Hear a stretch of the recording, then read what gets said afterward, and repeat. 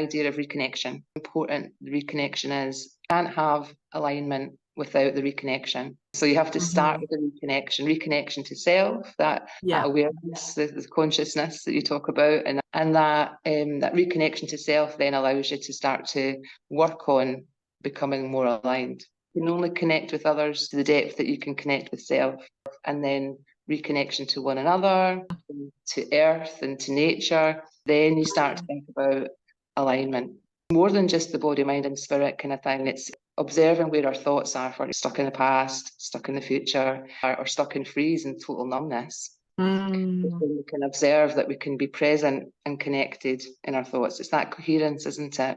Our emotional, physical and mental health all in flow, and living in alignment with our values. There's so much to alignment, isn't there? There's and even for me, in terms of TRE, there's physical alignment that we're talking about, the importance of posture and our body aligning and how everything is connected. That complete interconnectedness of it all doing is really special, and bringing those two things together, like looking at reconnection and listening and observing what's happening in our emotions and our mental health and our thoughts. And my model as well, it's ventral vagal. You're in safe social connection. Cortex, you're in safe social connection, you're grounded, connected to the earth, feeling safe.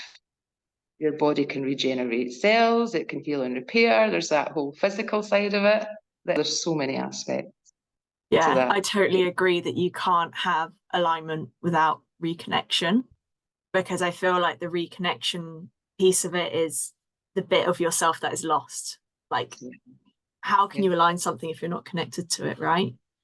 I think for me, like, my experience of reconnection was that disassociation for so many years, really not being connected to who I truly was and not listening to my body. And because I wasn't connected to that part of my body was telling me, hey, here's a panic attack, you're not listening, you're in fear. Hey, here's a migraine, you're not listening, you're stressed, you know. And that, because the mind and the body wasn't connected, and I was in that state of disassociation, for me, that, like, I'm in full agreement that reconnection is the most important bit, and step one, finding the messages and finding what your body's trying to tell you, because often we don't quite know how to listen to it and how to read it. And again, I think with both of our practices, it's how can you read what your body's trying to tell you and your emotions. Taking that a wee step further, even there, when you're saying that, I'm thinking then that when we've lived in a state of disconnection for a long time, and we've come away from our true sense of self, that's what you're saying there, and forgotten who we truly are. And part of this journey, it's almost there, like we're saying, you know, we start with the reconnection part and we build towards understanding what alignment is, and then you can find that authenticity, which to me is the highest vibrational state. Because a lot of us, I mean, so many people in that dissociated place, Mark, in that state, and really, I work with a lot of really frozen people. You can see how that's when you've got the real depression and the real disconnection, real frozenness, and it's a longer journey to come back. But it's a journey worth making, because then once you can get to that place of authenticity, you're remembering. It's a whole state of remembering, isn't it? So many women that I work with are like, I forgot that I used to love this thing, and I used to love to sing, and I used to love to dance or play. A lot of what we do is exploration and play as well. You don't do when you're living in a traumatized state. When you forget how to play. You block out the things that feel crap, like shame, guilt, fear, all of those things. You also block out the joy and the happiness. Something we've both discovered on this journey, and I love that, because people don't talk about this enough. I lived in that state of freeze for 3 decades, completely disconnected, under the veil of consciousness, just living in complete overwhelm. And one thing that has blown my mind in this journey of recovery has been the feelings of bliss and joy that I can connect to in my body, that I never knew existed and I never experienced. In the 40 years of my life, I did not experience those sensations, and they come with alignment. That's something I've learned, is when I've got it just now. from us talking about it because it aligns so much with my values. And that's the first few times I felt it. It was having these kinds of conversations and people were saying things that really resonated and my passions. Yes, this is what it's all about. This is what you believe in. The core values of what I do are the safety, empowerment, the ownership, the exploration. It's all for me now. It's all exploration and play.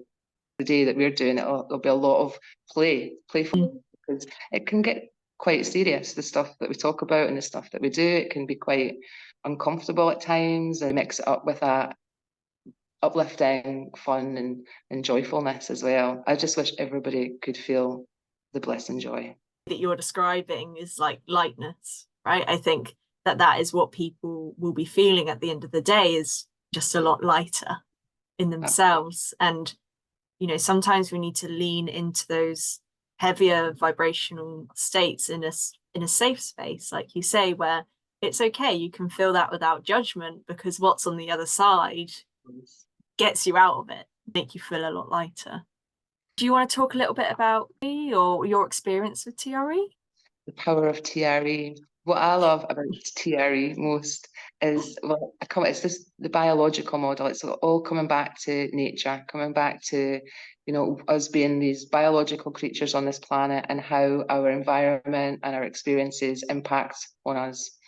And I think it's fascinating when you start to realize that all animals shake. The neurogenic tremor is this reflex that it's there to help us. So when our bodies shake, it's always down-regulating the nervous system and trying to bring the body back into balance. But obviously, as we talk about in this culture, we don't allow our bodies to shake after stressful experience. We tend to hold that energy and repress it. And I think I must have been doing that for years and years and years, from everything that I'd went through, just repressing, heavily masking, just in survival, living in survival all the time. The most powerful experience I've ever, in my whole entire life, that moment when my body took over and my nervous system just, I just started to shake, and I had no idea what was happening to me, but I do know the impact of how much better I felt after that experience of involuntary shaking. At some point, humans have forgotten that their bodies are meant to shake. And it's not embarrassing and it's not shameful to just allow your body to shake. Movements are the gateway to accessing that neurogenic tremor. We can safely and very gently allow the body to discharge the stress. And I mean, I lived in chronic tension. Yeah, it showed up, manifested as pain, chronic pain, but I know now that it was coming from permanently bracing my body. I could go for all the massages, all the stretching, but it was always there. And I haven't found another way to release tension the way that TRE can allow the body to just relax. And having that awareness that I had never felt safe and I had never relaxed. And we know that feeling unsafe and living in that state of constant stress leads to chronic health conditions. All these stress-related, autoimmune, all the pain, all come from living in that state of regulation and chronic tension. So it's just been practicing TRE has helped a lot for me. My pain, my autoimmune conditions. It's what I love about it is that you can continue to practice it. It's not something that you have to come to me forever to do. Once you learn it, you can take it home and practice it in your own life to stay well. And eventually, like, I'll just do a couple of minutes here and there whenever I feel like I need to just charge some energy, and it's like every time it's just like, oh, that's better. I'm back to feeling relaxed. So I want everybody just to know how to do that, and for some people, even they do it a couple of times and it just rewires, it reboots the system in something that some people are just holding something and it's right here. It's just like it's on the surface and it's causing constant anxiety, constant overwhelm. And I think part of that for me, it was so prominent and it was so ready to be released that once it was gone, it's gone. The things that I was on a loop thinking about for 30 years, I don't think about anymore. I'm up. And that's amazing for me. And that I know that's because my body integrated those experiences and I was able to release the pain and the stress of what's happened to me over the years. And that is like magic. It's like absolute magic for anybody who's been through anything and doesn't necessarily want to talk about what they've been through. Sometimes it can be re-traumatizing to talk. I do think it works best when we've done some talking therapy to make some of the cognitive connections, the TRE. So a lot of people that come to see me have got the therapy and they're doing the somatic work at the same time. And to me, that's the perfect combination. But it's just having the practical somatic tools to use to keep self-regulating and keep taking care of yourself. It's so empowering to go from a place of just sitting and like, oh, I'm so anxious and overwhelmed and I'm overthinking and just that complete dysregulation with nobody tells you, like the doctor who doesn't say, well, you could try these exercises will help release. There's more information online now, but when I was growing up, there was no information about how to release some of this stuff. Just absolutely life-changing and empowering to have those practical tools. And it's interesting what you say about suppression, right? Because we can go through these, whether it's big T trauma or little T trauma, go through these traumatic events, and our reptilian brain thinks it knows how it's handling it and then stores it in the body, right? So we suppress it and we suppress it, like you say, for 30 years until we can find the right way to move that energy. And thinking lately about different modalities, and I don't think that there is one right way, but definitely I would say a lot more somatic and holistic, and essentially just letting your body feel that in whatever way possible. And how can we train ourselves to do that in order to move the energy which has been suppressed for that long? Because you're right, that's what's manifesting as physical issues. Absolutely.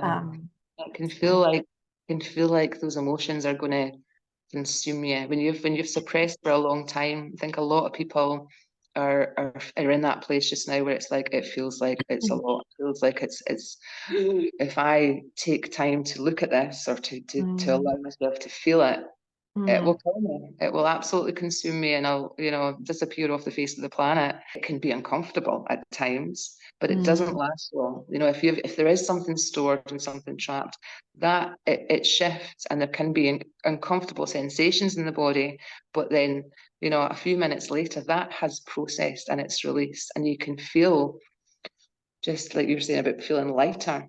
That is one of the biggest things you just feel like something's shifted. You don't always know what it is, but you feel lighter, you feel safer, and you feel softer because it's that living in that state of protection, isn't it? That carrying the armor, and you start to let go of that and release that, you can really start to feel softer and more connected and more able to then self-regulate early and follow.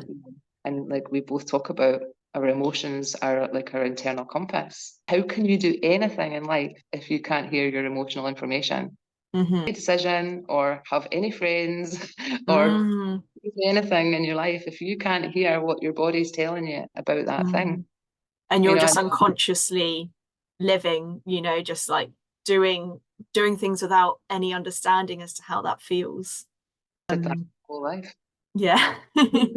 until it gets, to a position where we crash and we burn, and then we're like, oh, now we need to do something. Like, how can we learn tools to be proactive instead of reactive? I think is really important.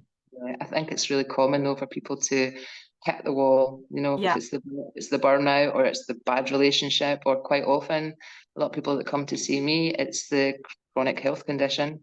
It's finding out that lots of very healthy people that have lived very healthy lives suddenly having, really bad sort of trauma-related conditions that we know, and having to do something about it. I say sometimes make time for your wellness now or make time for your illness later. I like that. It's harsh, but it's true. Yeah. Isn't it? And you've got a choice. You can either work on yourself and you're in a landscape, or you can go on a holiday and drink loads of alcohol and, you know, keep going down that path. I think you get to a point where you've got a choice as to which path you want to take, and working on yourself just changes your whole life. So you can actually have more holidays, not because you're stressed, but because you're in a good position to do so. Knock-on effect, you know, one of my big values in the work that I do is about breaking cycles.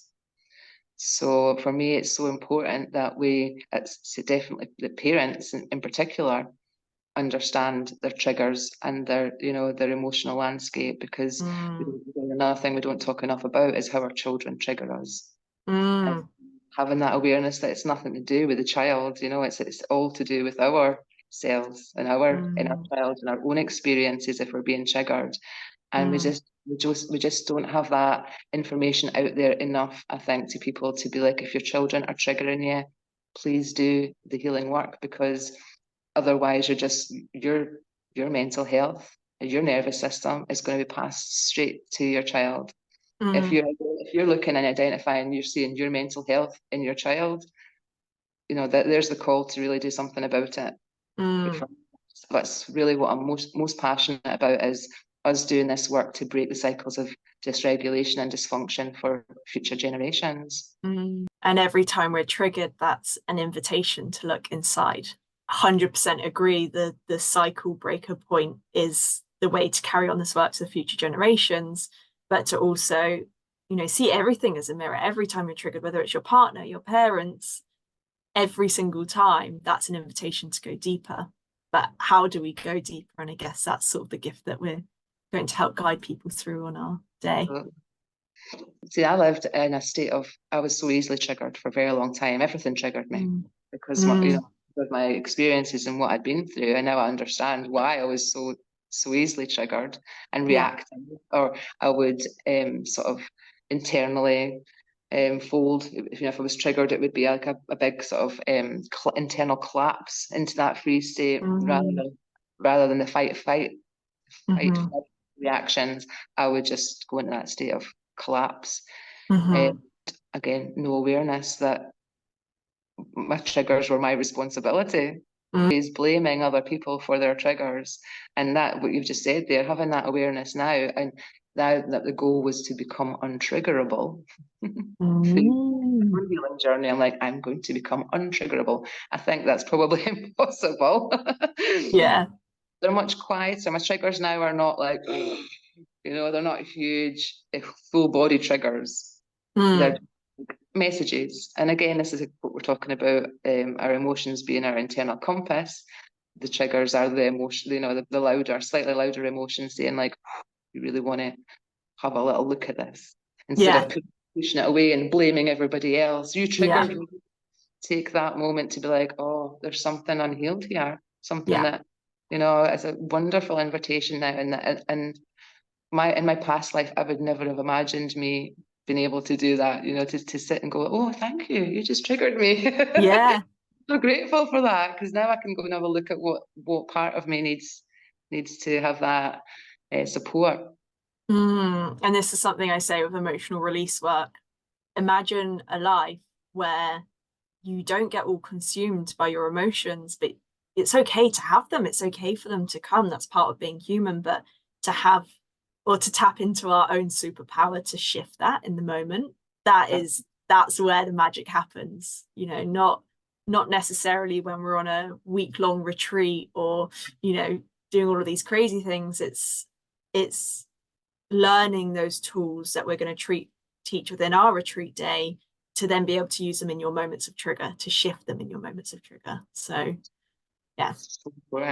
so important for, you know, for all relationships, like you say, if we can start to understand that, then it'll, I love that filters into all relationships. You know, they say when a woman is thriving, everybody around her is thriving. And I believe that. So see, you know, when a woman isn't thriving, you know, what's happening around her with family and relationships and children, it's like that has a big impact.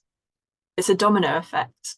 You know, once one person's healed and everyone around, not, we're never fully healed, but once one person comes on the path and other people see that, it's an inspiration, and it's, you know, that domino effect. And to see so many people waking up and feeling happier and healthier. And yeah, it's a beautiful thing to see. Yeah, as you're more reconnected to self, you can deepen and strengthen your relationships as well, because you're then more able to connect in a more intimate way with other people. And I always say that, you know, it's a simplified way of looking at it, but you'll always feel better in connection with other nature.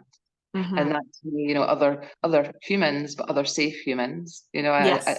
Because we can be in isolation, you know, for a long time.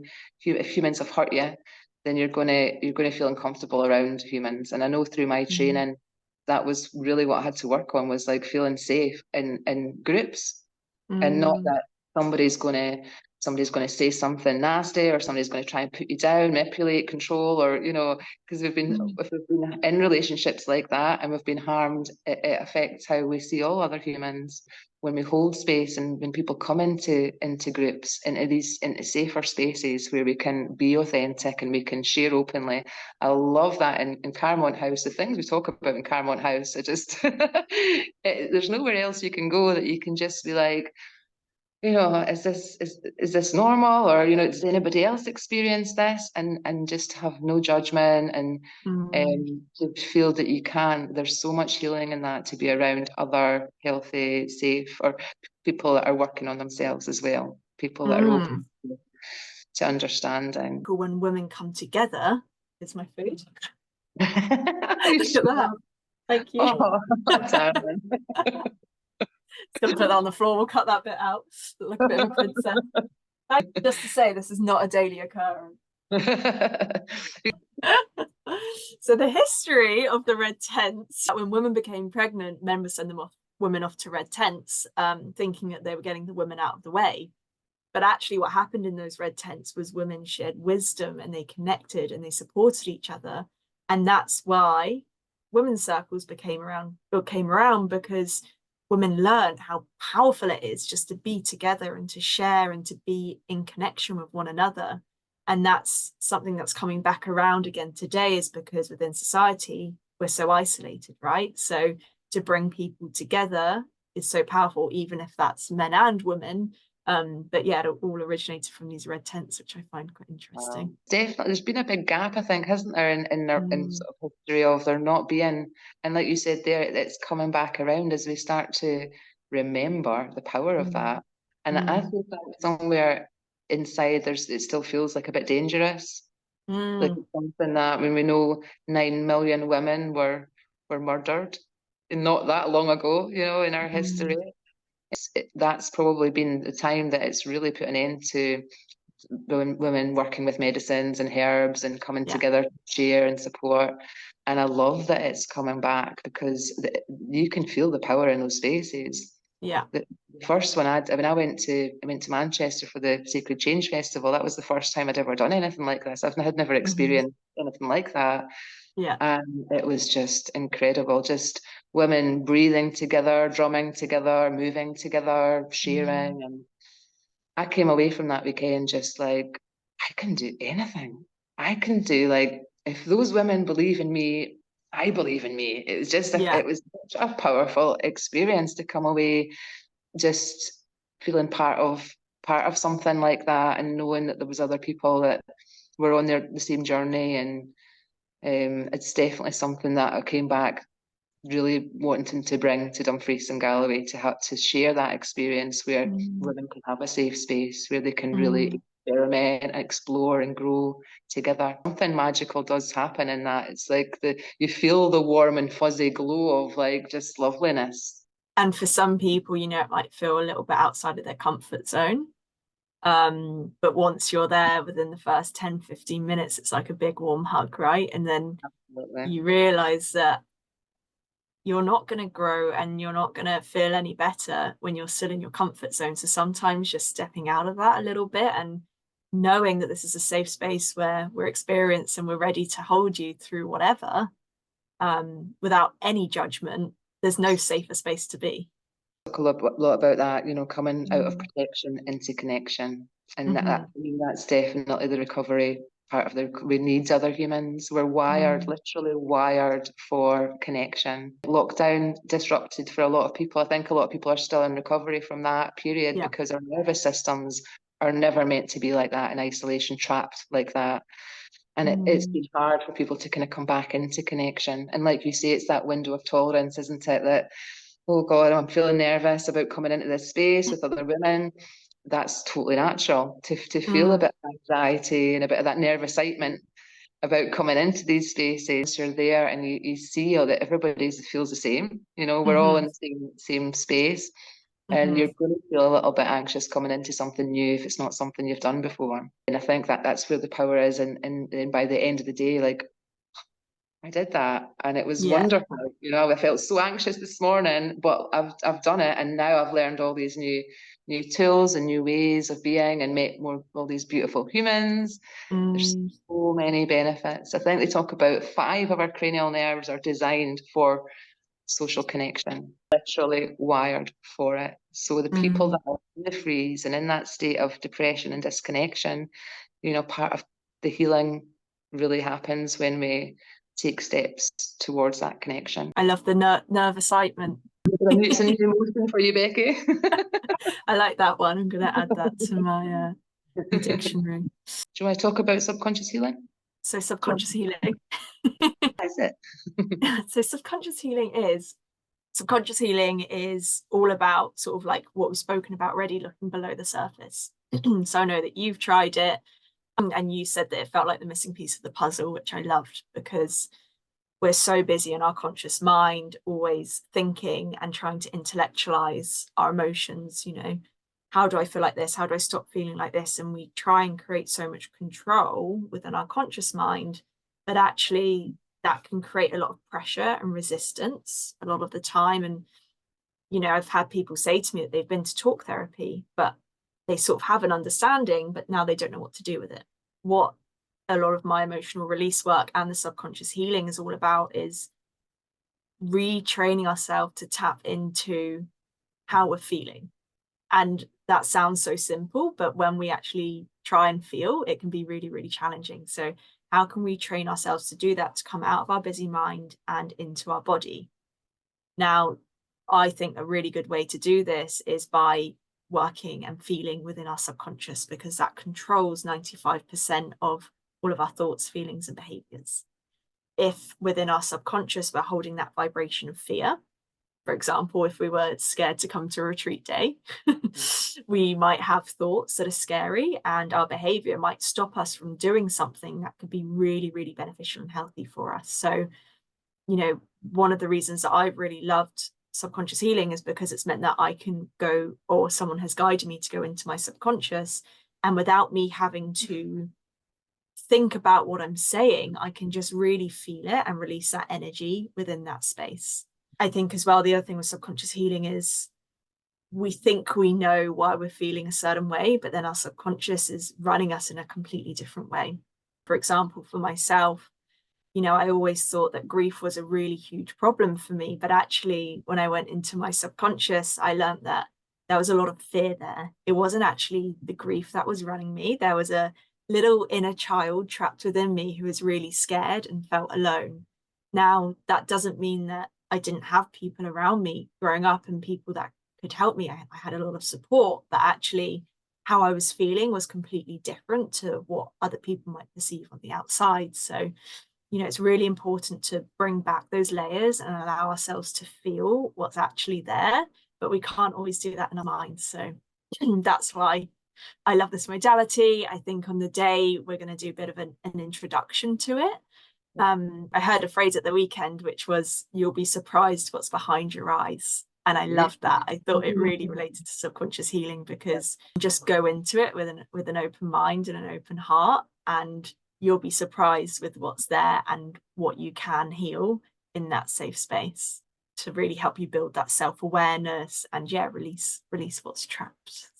And you can see how these things just go so nicely together, because we're sort of we're covering all bases and bringing everything together, the body brain connection. And once we've got that connection, then you're taking that all a step further into like what is below. And I loved the journey. I felt like I'd been on a little adventure somewhere. I'd been totally so grounded and so relaxed when you led me. I'm going to just really relax and just listen to Becky's voice and follow the journey and just say whatever comes up. And it was fascinating, reflecting on that and thinking, just once you have that awareness, there's so much now, like you and I, when we have conversations and we have the awareness to say, like, is that this or is this, whereas in my past life, it was all below the veil of consciousness. We just have no awareness. Shining a light on some of this stuff is just life-changing as you bring it up and you shine a wee light on it and think, gosh, that's what that is, Take the pressure off of, with both of our modalities of having to figure it all out. You don't have to figure it all out. You really just got to feel. Allow yourself to feel into your body, and that's what we're retraining people to do. So, and when I teach TRE, one of the hardest things for people to do is let go. Just allow the body to do what the body wants to do. They live in years and years of holding, and it's really difficult for people to just like, let go. But that's the invitation, isn't it? It's like, just allow, just trust that the body knows what to do, and that when you can start to relax and feel into these modalities, then you can see what starts to shift and what starts to come up. So we've also got our lovely cacao ceremony to help us open our hearts. Food provided, which is always good. Energy clearing. It's like starting the day with a bit of a blank canvas. Somatic cleanse, and then our other part of that full cleansing experience will just help to start the day and just bringing us into the present. Sort of letting go of what happened before we arrived or what's going to be happening later, to allow us to just have a little bit of a like, send it all away. Don't care what the children are doing today or what, let them. I'm just here today, fully present for what's to come. I think it's a lovely way to start the day, to sort of bring everybody into that settled place. We're also introducing people to practical tools. We talk about consciousness and vibration, but a lot of people might think, what are those hippies talking about? So we can really talk about the science behind that and introduce people to some frameworks to help with that understanding. Absolutely. And just so much more. We've got so much packed into the day, so I think it's one not to miss.